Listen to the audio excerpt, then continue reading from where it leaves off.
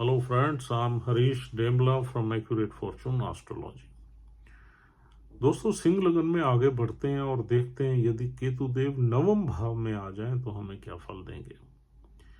देखिए दोस्तों, नवम भाव बहुत ही ऑस्पिशियस भाव है। ये हमारी धार्मिक गतिविधियों का भाव है, हमारे उस समाज का भाव है जो जिसका कनेक्शन कहीं ना कहीं धार्मिक गतिविधियों से है। और इस भाव से हम हायर एजुकेशन देखते हैं, फॉरेन ट्रैवल्स देखते हैं, अपने पिता को देखते हैं, अपने गुरुओं को देखते हैं, हायर नॉलेज देखते हैं, रिलीजियस नॉलेज देखते हैं, रिलीजियस ट्रैवल्स देखते हैं और एक फिलोसफिकल बेंड ऑफ माइंड देखते हैं। हम धर्म में कितना विश्वास रखते हैं इसी घर से ही हमें पता लगता है। और नवम भाव एक ट्राइन हाउस है जिसको हम भाग्य से जोड़ते हैं, यानी कि नवम भाव में बैठा हुआ प्लैनेट हमें भाग्यशाली बनाता है। लगन का मालिक नवम में आ जाए तो हम भाग्यशाली हो जाते हैं। अगर नवम भाव का मालिक लगन में आ जाए या लगन नवम में चला जाए तो हम हमें भाग्यशाली बना देता है।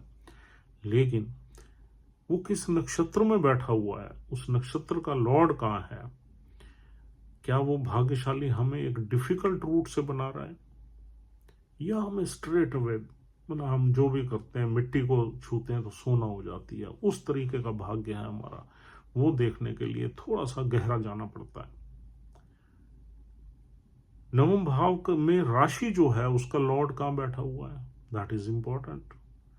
जिस नक्षत्र में नवम भाव में प्लैनेट हमारा लगन बैठा हुआ है वो किस नक्षत्र में बैठा हुआ है, उस नक्षत्र का लॉर्ड कहाँ है। दो चीजें तो ये बहुत ही इंपॉर्टेंट है। फिर लगन भी मजबूत होना चाहिए, तभी हम भाग्यशाली कहलाएंगे। नहीं तो हमारे भाग्यशाली तो हम हैं, लेकिन वो भाग्य हमारा कहीं ना कहीं अड़चनों के बाद साथ देता है या सीधा ही दे देता है। मतलब कोई भी इंसान जब कोई फर्स्ट अटेम्प्ट लेता है, हम छोटे से एग्जाम्पल से इसको क्लियर करते हैं। सपोज किसी ने कंपटीशन देना है किसी एडमिशन के लिए, फर्स्ट अटेम्प्ट में वो क्लियर हो गया, ठीक है, या वो क्लियर तो हो रहा है लेकिन थर्ड अटेम्प्ट में हो रहा है, तो ये अड़चन है। हमारा भाग्य सीधा सीधा साथ नहीं दे रहा, हमारे कुछ ना कुछ रोड़े हमारी रास्ते में है, कुछ ना कुछ पत्थर है जो हमें अटकाते रहते हैं। तो ये पता लगता है नक्षत्र के लॉर्ड की प्लेसमेंट से और डिस्पोजिटर की प्लेसमेंट में। तो लाइफ सीधी सीधी तो है नहीं, सबको पता ही है। लाइफ में कुछ ना कुछ उतार चढ़ाव, कुछ ना कुछ ऑब्स्टेकल्स, डिफिकल्टीज, डिसअपॉइंटमेंट्स रहती हैं। और वो इसी वजह से ही रहती हैं कि हमारे प्लैनेट्स बिल्कुल स्ट्रेट अवे अच्छे नहीं है, उसको हमने 3-4 स्टेप्स में देखना पड़ता है।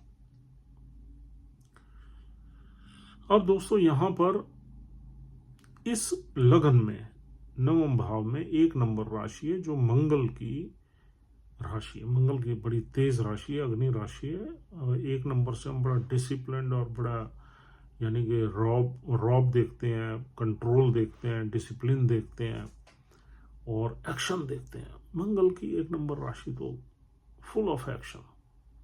यहाँ पर केतु बैठ गया, केतु भी अग्नि कारक है, तभी तो इसको कुजवत कहते हैं। मंगल की तरह ही काम करता है ये, लेकिन मंगल का दोस्त नहीं है। मंगल के साथ केतु बैठ जाए तो मंगल भी खराब हो जाता है, अग्नि तत्व तो बहुत बढ़ जाता है, खराबी हो जाती है। कोई भी चीज जो बहुत ज्यादा बढ़ जाए हमारी लाइफ में वो खराब कर देती है उस घर को। तो अब यहां पर केतु बैठ गया। अब देखिए, अगर आपका मंगल वेल प्लेस्ड है चार्ट में तो यहाँ केतु अच्छे फल देगा, क्योंकि नवम भाव में केतु नॉर्मली अच्छे फल देता है। केतु की एनर्जी और नवम भाव की एनर्जी में सिमिलैरिटीज काफी है, जैसे फिलॉसफिकल होना, जैसे वैराग्य की तरफ होना, धार्मिक गतिविधियों में पार्टिसिपेट करना, स्पिरिचुअल होना और चैरिटेबल होना और थोड़ा सा डिटैचमेंट की फीलिंग होना, थोड़ा सॉलिट्यूड में रहना, ये वाली सारी जो चीजें हैं ये केतु और नवम भाव में है। इसलिए केतु की एनर्जी नवम भाव में सिंक करती है, कॉम्प्लीमेंट करती है। इसलिए केतु नवम भाव में कंफर्टेबल है, लेकिन अग्नि राशि में है तो यहां पर थोड़ा सा इंसान कट्टर हो सकता है, थोड़ा सा इंसान जिद्दी हो सकता है, अपनी आइडियोलॉजी को लेके, अपनी फिलॉसफी को लेके, अपने गुरुओं को लेके, अपने पिता को लेके जिद्दी हो सकता है, कट्टर हो सकता है और थोड़ा एक्सट्रीमिस्ट हो सकता है। अगर मंगल अच्छा बैठा हुआ है तो, अगर मंगल खराब बैठा हुआ है तो फिर ये प्लेसमेंट बहुत अच्छे फल नहीं देती, हमारी डेस्टिनी हमारा साथ नहीं देती। केतु वैसे ही डिटैचमेंट का कारक है, तो वो हमें ना तो हायर एजुकेशन लेने देगा और ना ही कुछ खास ट्रैवल्स करने देगा। ट्रैवल्स अगर हम करेंगे तो पर्पसलेस ट्रैवल ज़्यादा होंगी, बगैर सोचे करेंगे। और मंगल की पोजीशन अगर खराब हो गई हमारे चार्ट में, मंगल नीच का बैठ गया, मंगल कहीं 8वें में बैठ गया या किसी एनिमी साइन में बैठ गया, राहु के साथ बैठ गया, केतु के साथ बैठ गया, तो ऐसे ही रिजल्ट्स मिलेंगे। अगर मंगल डिग्निफाइड वे में बैठा हुआ है, सूर्य की राशि में है, गुरु की राशि में है, एग्जॉल्टेड साइन में है और अपनी राशि में है, तो हम मंगल को डिग्निफाइड बोलेंगे और यहां पर केतु जो है आपको ब्लेस करेगा। और दोस्तों यहां बैठा हुआ केतु अपनी 5वीं दृष्टि से लगन को देखेगा। वो लगन पे केतु की दृष्टि इंसान को थोड़ा मोक्ष की तरफ ले जाती है, थोड़ा सॉलिट्यूड की तरफ ले जाती है, थोड़ा संजीदा बनाती है, थोड़ा एक यूं कहना चाहिए कि आदमी दुनियादारी से थोड़ा सा डिटैच होने की कोशिश करता है। 5 नंबर राशि में केतु बुरे फल नहीं देता। रीजन बीइंग 5 नंबर राशि में केतु का अपना एक नक्षत्र भी है, मघा नक्षत्र, तो इसलिए 5 नंबर मघा नक्षत्र भी जो है उसमें उसकी एनर्जी लियो सिंह जो लगन है या लियो साइन है उससे मिलती जुलती है, बड़ा रॉयल है, उसमें एक शेर सिंहासन पे बैठा हुआ है। मघा नक्षत्र पितरी का नक्षत्र है और मघा नक्षत्र में हम बहुत ज्यादा ऐसा नहीं देखते कि इसमें आदमी को पैसा नहीं मिलेगा। पितरी का नक्षत्र है, इसमें पूर्वजों से आपको कुछ ना कुछ ब्लेसिंग्स रहती है, चाहे आप पूर्वजों से कुछ भी लेके आए, प्रॉपर्टीज लेके आए, संस्कार लेके आए, पैसा लेके आए या कोई ऐसा आशीर्वाद लेके आए जिसने आपको अपनी प्रोफेशनल लाइफ में सेटल कर दिया, ऐसा कुछ देखते हैं। पास्ट लाइफ से कर्म है मघा नक्षत्र का, पितरों से कर्म आपका संबंध है। तो 5 नंबर की दृष्टि केतु की, भाग्य में बैठा हुआ केतु 5वीं दृष्टि से जब लगन को देखेगा तो लगन को थोड़ा सा वैराग्य की तरफ ले जाएगा, थोड़ा आदमी उठ जाएगा सांसारिक विषयों से और आदमी इंट्यूटिव होगा, सॉलिट्यूड में होगा, सीरियस माइंडेड होगा और रिलीजियस ट्रैवल्स करने वाला होगा, चैरिटेबल होगा और कुछ ना कुछ अच्छे काम करने वाला। केतु की जो 7वीं दृष्टि है वो पड़ेगी तीसरे घर पे।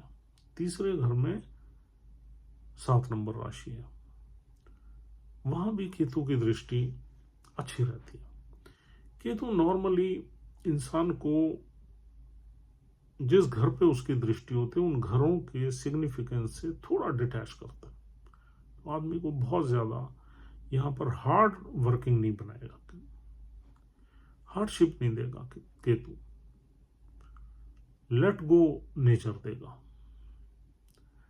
और भाइयों से संबंध इंसान के तभी अच्छे हो सकते हैं जब भाई बहुत ज्यादा मटेरियलिस्टिक ना हो, क्योंकि 7 नंबर राशि तो व्यापार की राशि है, मेटेरियलिस्टिक राशि हो तो भाइयों के संबंध में थोड़ी बहुत कमी यहां मिल सकती है, लेकिन अपना भाग्य भाइयों को थोड़ा सा दे सकता है यहाँ केतु। मतलब भाइयों को किसी न किसी रूप में भाग्यशाली बना सकता है। और केतु की जो 9वीं दृष्टि है वो पंचम भाव पे रहेगी, जहां पर गुरु की राशि है।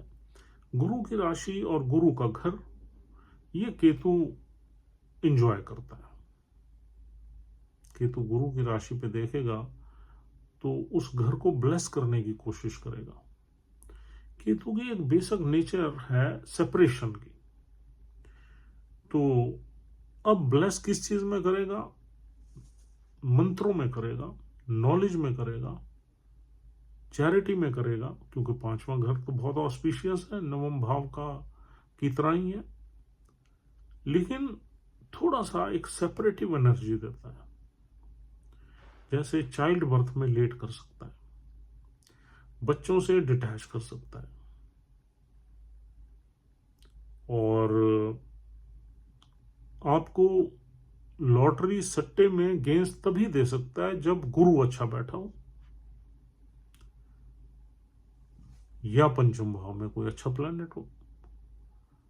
और आपकी शिक्षा में भी थोड़ी सी प्रॉब्लम देगा, फॉर्मल एजुकेशन में प्रॉब्लम देगा, वैसे नॉलेज अच्छी दे देगा,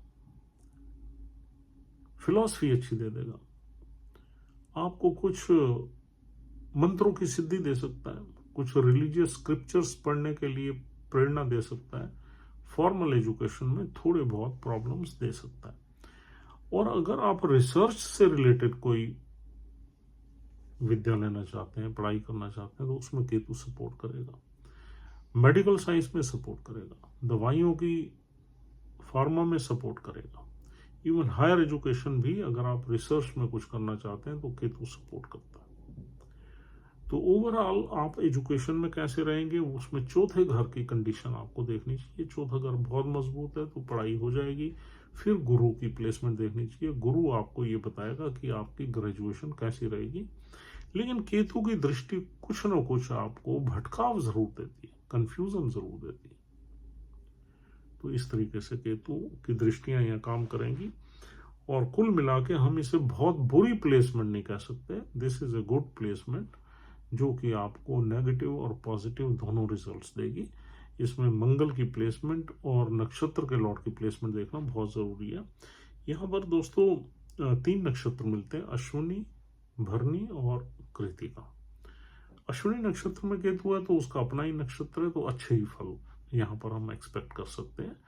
तेजी बहुत रहेगी इंसान में, फास्ट रहेगा और बड़ा एक्शन ओरिएंटेड रहेगा। जो भी चीजें उसके दिमाग में आएंगी फटाफट उनमें एक्शन लेगा और आदमी आगे बढ़ेगा।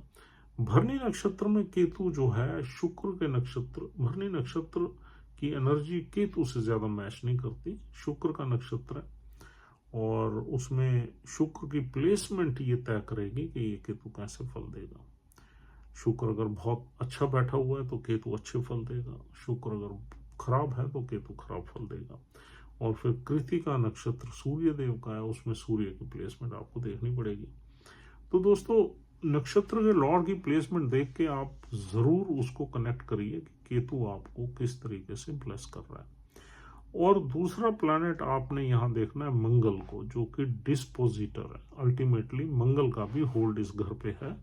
मंगल अगर अच्छा बैठा हुआ है तो केतु बाध्य हो जाएगा अच्छे रिजल्ट्स देने के लिए। राहु और केतु हमेशा जो हाउस होता है उसके लॉर्ड के हिसाब से रिजल्ट्स देने की कोशिश करते हैं। केतु के साथ कोई दूसरा प्लैनेट नहीं होना चाहिए। अगर कोई दूसरा प्लैनेट हो जाए तो फिर केतु जो अपना टास्क होता है वो बैक सीट पे आ जाता है, उस प्लैनेट के हिसाब से भी चलता है। जैसे चंद्र के साथ बैठ जाए तो चंद्र को तंग करने लग जाएगा, मंगल के साथ बैठ जाए तो एग्रेशन बढ़ जाएगा, सूर्य के साथ बैठ जाए तो ग्रहण लगा देगा, गुरु के साथ बैठ जाए तो आपको स्पिरिचुअल एक्टिविटीज में ज्यादा ले जाएगा। क्योंकि जिस प्लैनेट के साथ बैठेगा उस प्लैनेट के हिसाब से रिएक्ट करेगा। शनि के साथ बैठ जाए तो थोड़ी बीमारी दे देगा, शुक्र के साथ बैठ जाए तो वैवाहिक जीवन में थोड़ी प्रॉब्लम दे देगा, और क्योंकि डिटैचमेंट का कारक है। और कोई प्लैनेट है नहीं। तो इस तरीके से केतु के आपने रिजल्ट्स एनालाइज करने हैं। Thank you very much for watching this video patiently. उम्मीद करता हूँ आपको ये प्लेसमेंट अच्छे से समझ में आ गई है। अगर आप हमारी वीडियोस को पसंद करते हैं तो हमारा चैनल सब्सक्राइब करने की कोशिश करें, और else will see you tomorrow. Have a nice time. Good bye.